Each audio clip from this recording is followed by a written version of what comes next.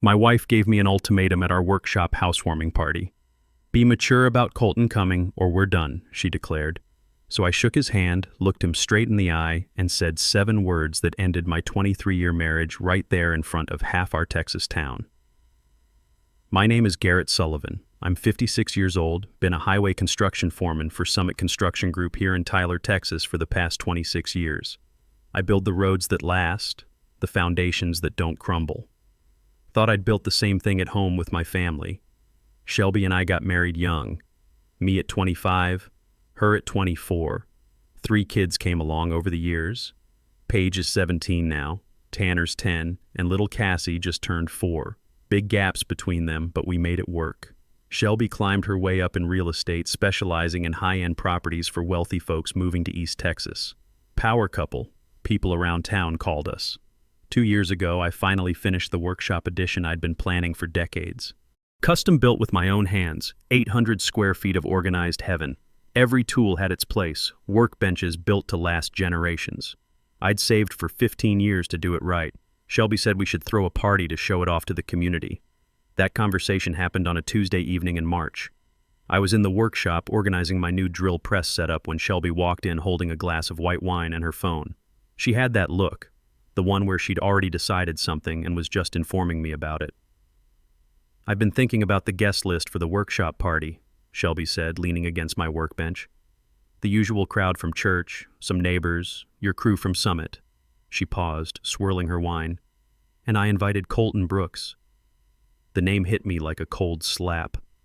Colton Brooks, her college boyfriend from 20-something years ago, the wealthy land developer who'd been buying up property around Tyler for some big resort project. More importantly, her biggest real estate client this past year. "Colton, your ex?"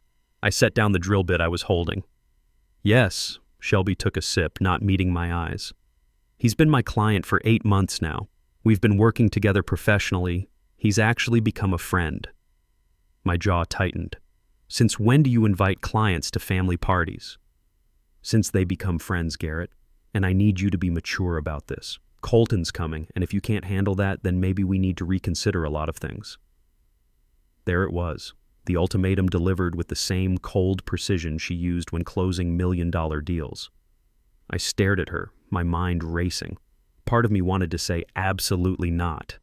But another part, the part that had spent 23 years keeping the peace in our marriage, hesitated. "Fine," I heard myself say. "He can come."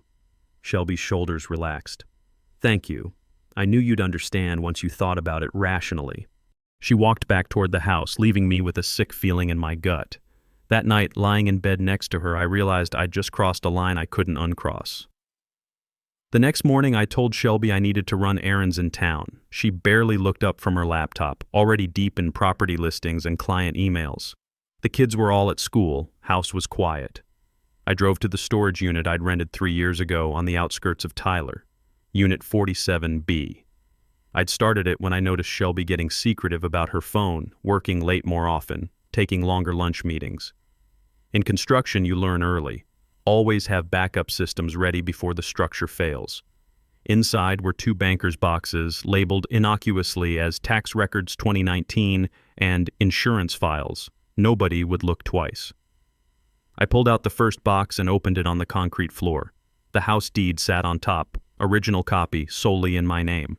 I'd bought it before we married, paid cash from years of overtime and side jobs. Shelby's name had never been added, despite her assumptions. Beneath that was documentation for my construction consulting business. What Shelby didn't know was that I'd structured it as a sole proprietorship. Every contract, every client relationship, every piece of equipment was legally mine. The bank statements made my stomach turn. Our joint account showed normal activity, but there was another account Shelby didn't know about at First National. Every bonus, every consulting fee, every piece of overtime pay had gone there for the past 5 years. That separate account now held $92,000. The most damning item was a manila folder marked March to October. Inside were printouts, screenshots from Shelby's laptop that synced to our shared cloud account. She'd gotten careless 6 months ago, stopped logging out of her accounts. Text messages between her and Colton, hundreds of them. Started professional in March, got progressively more intimate. Nothing explicitly sexual, but the emotional affair was clear as Texas sunshine. Inside jokes, late-night conversations, plans to meet for property viewings that lasted 3 hours. One message from September stood out. "Can't wait for the workshop party. Finally get to see you at your place without raising suspicion." Her reply, "I know. Just have to keep Garrett calm about it. He'll go along once he realizes he doesn't have a choice." I sat back against the storage unit wall, reading through the exchanges. They'd been planning this for months. The workshop party wasn't just a celebration. It was theater, a way to normalize Colton's presence in our home, make me look unreasonable if I objected. The final document was a letter I'd written 2 weeks ago, sealed in an envelope. Inside was a single page. "Shelby, if you're reading this, I'm already gone. You wanted maturity. This is it. I'm not fighting, not arguing, not giving you the satisfaction of a scene. The house is mine. The business is mine. The accounts you don't know about are mine. You chose to disrespect our marriage, so I'm choosing to remove myself from it." I sealed everything back up, locked the unit, and drove to Braden Foster's law office. He'd handled my father's estate 10 years back. Solid guy, discreet. "Garrett," he said, shaking my hand, "what brings you by?" I set a folder on his desk. "I need divorce papers prepared. Everything's documented in here. I want them ready to file, but don't file yet. I'll tell you when." Braden opened the folder, skimmed the contents, and let out a low whistle. "You've been planning this carefully." "Just being prepared," I said. "Can you have everything ready by Friday?" "Absolutely." He closed the folder. "Garrett, I have to ask, are you sure about this?" I thought about Shelby's face last night, the cold ultimatum, the complete disrespect for everything we'd built. "I'm sure." That evening I came home to find Shelby in the kitchen, excited about centerpiece ideas for the party. She showed me Pinterest boards, asked my opinion on decorations. I smiled, nodded, played along. She had no idea the clock was already ticking. Friday evening, 2 days before the party, I was in the workshop installing new LED lighting when Paige appeared in the doorway. My 17-year-old daughter stood there with red eyes, arms wrapped around herself like she was holding something in. "Dad, can we talk?" Her voice shook. I set down my screwdriver. "Of course, sweetheart, what's wrong?" She stepped inside, closed the door, and burst into tears. Not teenage drama crying. This was deeper, raw. I pulled her into a hug and let her sob into my shoulder. "Whatever it is, we'll figure it out," I said quietly. Paige pulled back, wiping her face. "I should have told you months ago. I'm so sorry, Dad." My stomach dropped. "Told me what?" "Back in July, I was at the Brookshire's grocery store with friends. We went to that Starbucks inside, and I saw Mom. She was there with a man, not you." She paused, voice breaking. "They were sitting really close, laughing. And then he kissed her. On the lips. It wasn't some friendly thing, Dad. It was wrong." The workshop felt smaller suddenly. "Did she see you?" "Yeah. She came over after he left. Told me it was complicated, that I was too young to understand adult friendships. She said you'd overreact if you knew, that it would destroy our family." Paige looked at me with devastated eyes. "She made me promise not to tell you. I kept that promise for 4 months while it ate me alive." I pulled her close again. "This isn't your fault. None of it." "But I should have told you," she whispered. "I knew it was wrong. I knew Mom was lying, but I was scared. Scared you'd divorce. Scared Tanner and Cassie would blame me for breaking up the family." "Paige, look at me." I waited until she met my eyes. "You were put in an impossible position. Your mother manipulated you. That's on her, not you." "The man from Brookshire's. Is it Colton, the one she invited to the party?" I nodded slowly. Paige's expression hardened with anger I'd rarely seen from her.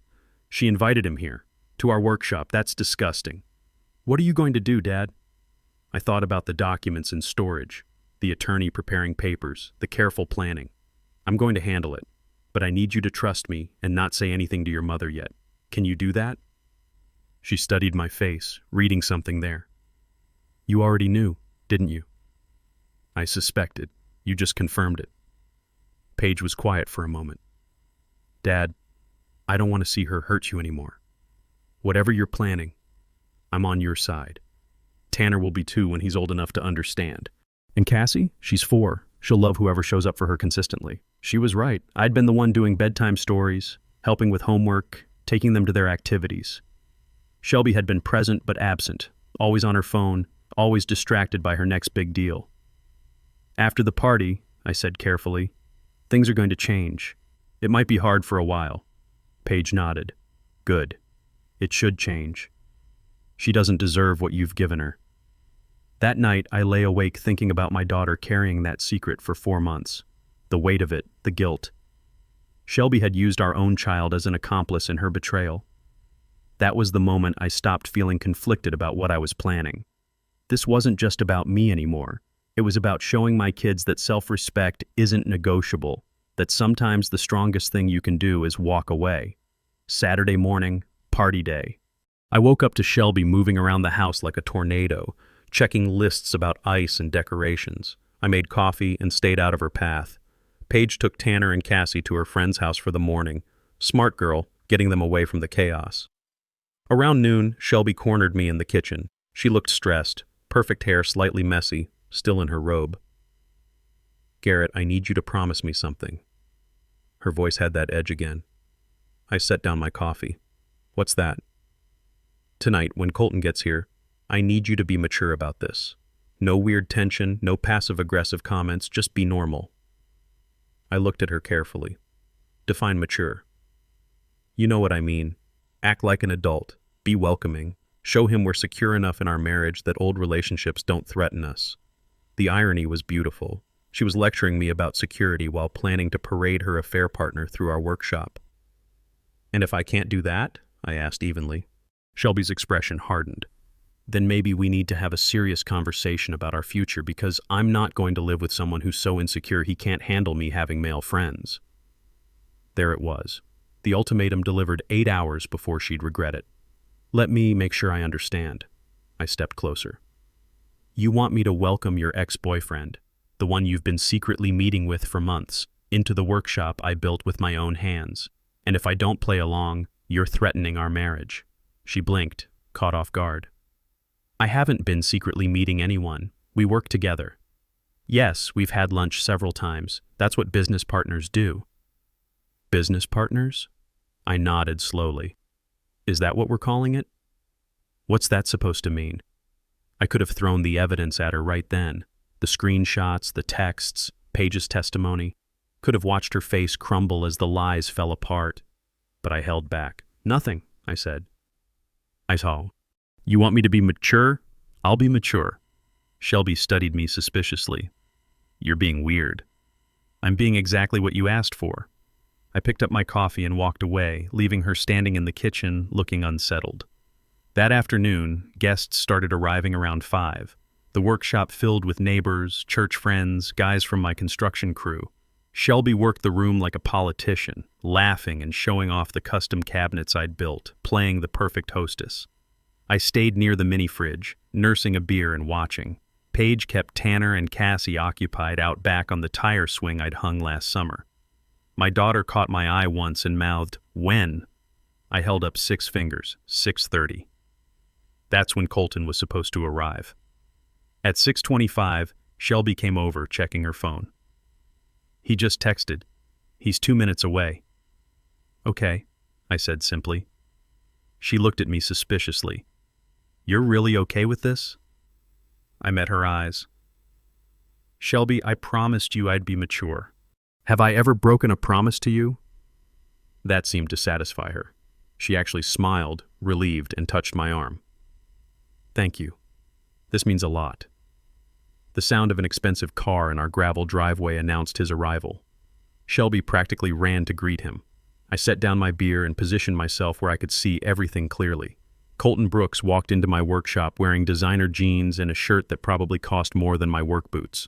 Tall, confident, the kind of man who'd never worked with his hands. He hugged Shelby, too long, too familiar, and said something that made her laugh. Then Shelby turned, spotted me, and waved me over. Colton, this is my husband, Garrett. Garrett, this is Colton Brooks. Colton extended his hand with a wide, fake smile. Garrett, finally! Shelby's told me so much about you. This workshop is incredible, man. You've got serious skills. I looked at his hand, looked at Shelby's expectant face, looked at the 20 people nearby watching this introduction. Then I shook his hand and leaned in close enough that only he could hear. "I'll never be mature about this," I said quietly, "and she's all yours now." I released his hand and stepped back, speaking louder. "Excuse me, everybody, I'm leaving." Colton's smile froze. "What?" Shelby grabbed my arm, voice sharp with panic. "Garrett, what are you doing?" I looked down at her hand, then at her face. "You wanted immaturity? This is it. You invited him to our workshop. He's here, but I'm not staying to watch you disrespect me in the space I built with my own hands." The workshop went silent. Conversations died mid-sentence. Someone's beer bottle clinked against a workbench, absurdly loud in the sudden quiet. Shelby's face cycled through confusion, anger, fear. "You're making a scene." "No," I said calmly. "You made the scene when you invited your affair partner to our workshop party. I'm just removing myself from it." Her eyes went wide. We're not." I pulled out my phone, opened the screenshots folder, and held it where she could see. Text messages, dates, times. Her messages to Colton from this morning. "Can't wait to see you tonight. Garrett doesn't suspect anything." Shelby's face went white. Colton took a step back, looking between us like he wanted to disappear into the concrete floor.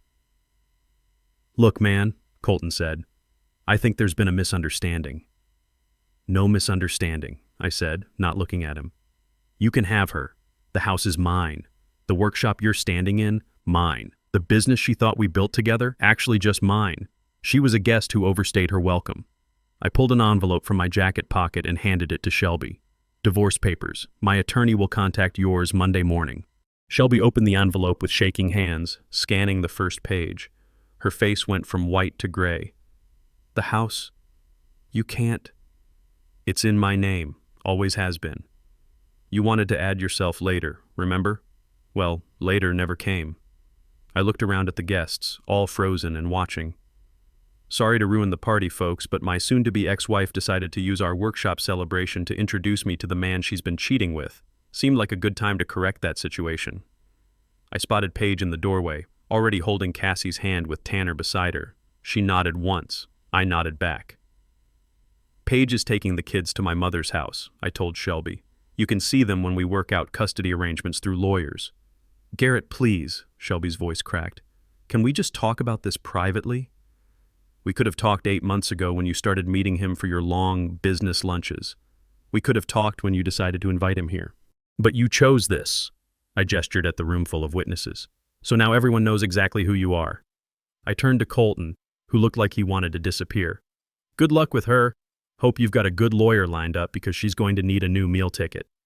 Then I walked toward the workshop door. Behind me, Shelby was crying.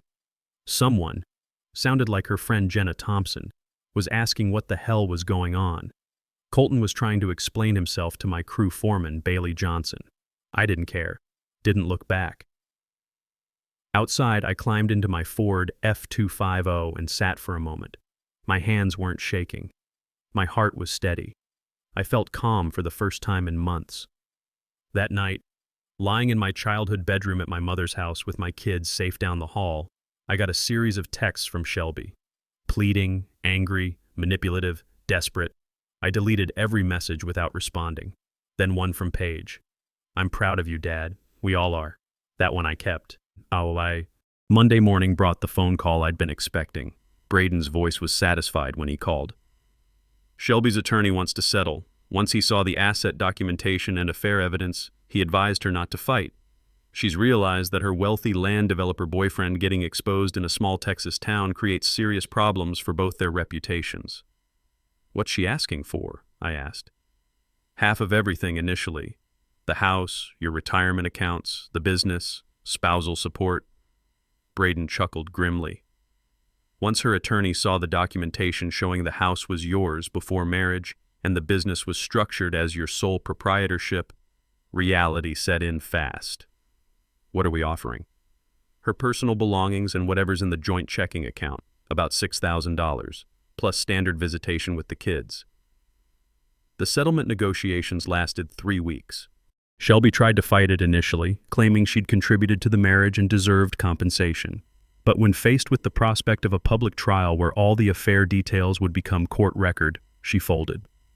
I got primary custody of all 3 kids. The house, workshop, business, and retirement accounts stayed mine. Shelby got her car, her clothes, and that $6,000. The divorce was final within 6 weeks of the workshop party. During those weeks, the fallout in our small Texas town was swift and decisive. Word spread quickly about what had happened. Shelby's real estate career took a hit. Nobody wanted to work with someone who'd publicly cheated on their husband. Colton's development project faced increased scrutiny from the city council, several of whom had been at the party. I kept my head down, focused on work and the kids. My crew at Summit treated me with quiet respect. Nobody made jokes about marriage or relationships around me. Bailey Johnson, my closest friend on the crew, simply said one day, "You did what needed doing, Garrett. Takes guts." The kids adapted better than I'd expected. Paige threw herself into her senior year, taking extra AP classes and applying to Texas A&M for engineering. She seemed relieved not to carry the secret anymore, more relaxed than I'd seen her in months. Tanner struggled initially. At 10, he understood something bad had happened but couldn't quite grasp the full scope. I kept him in counseling and made sure he knew none of it was his fault.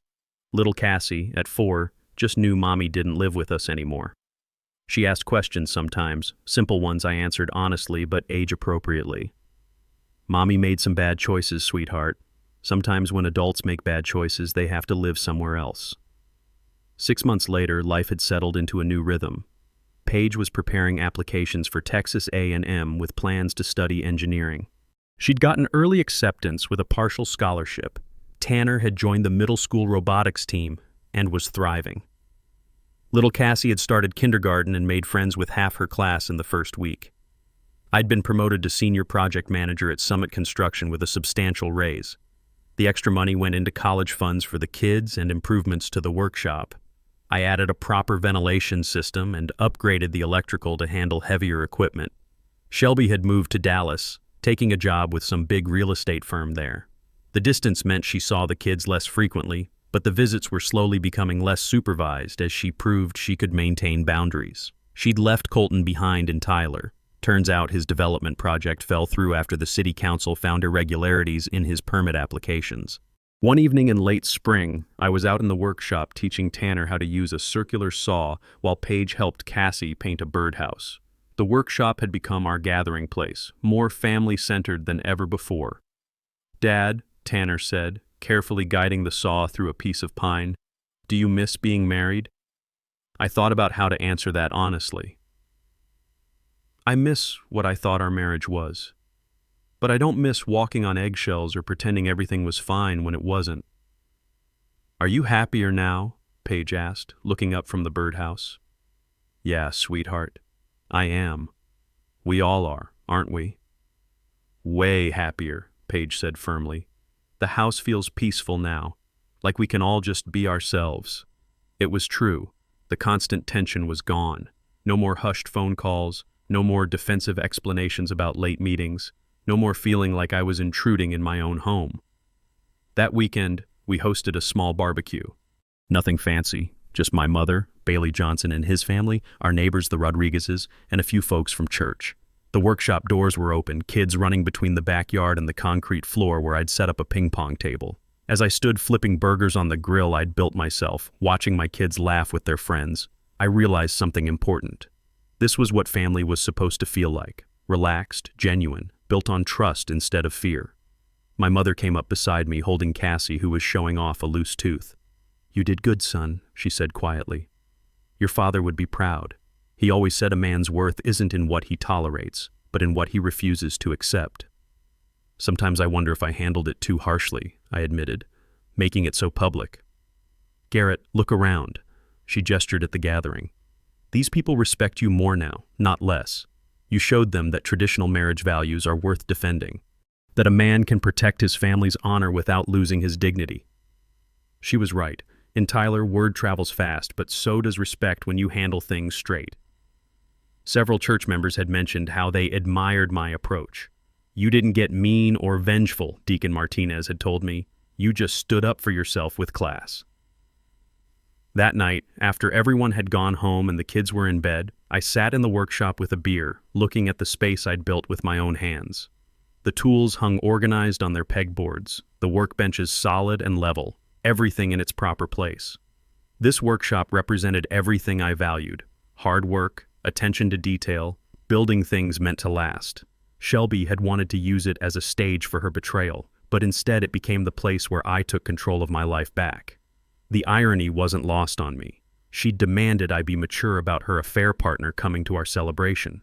In the end, I gave her exactly what she asked for, the most mature response possible: walking away from someone who couldn't respect the foundation we'd built together. 6 months later, I got a text from an unknown number. When I opened it, I saw it was from Colton. For what it's worth, I didn't know she was going to invite me to your house. She told me you two were separated and just keeping up appearances for the kids. I'm not trying to make excuses, just wanted you to know I'm not proud of how this went down. I stared at the message for a long moment. Part of me wanted to respond, to tell him exactly what I thought, but another part, the part that had already moved on, realized he wasn't worth the energy. I blocked the number without replying. These days, when people ask if I regret handling it so publicly, I tell them the truth. In a town like Tyler, word would have gotten out anyway.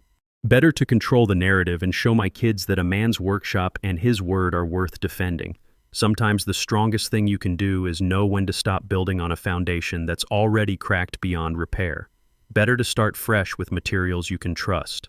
The lesson isn't just about cheating wives or failed marriages. It's about knowing your worth and refusing to accept less than you deserve. Whether it's in your workshop, your marriage, or your life, some foundations are worth protecting, others need to be torn down and rebuilt. The wisdom is in knowing which is which.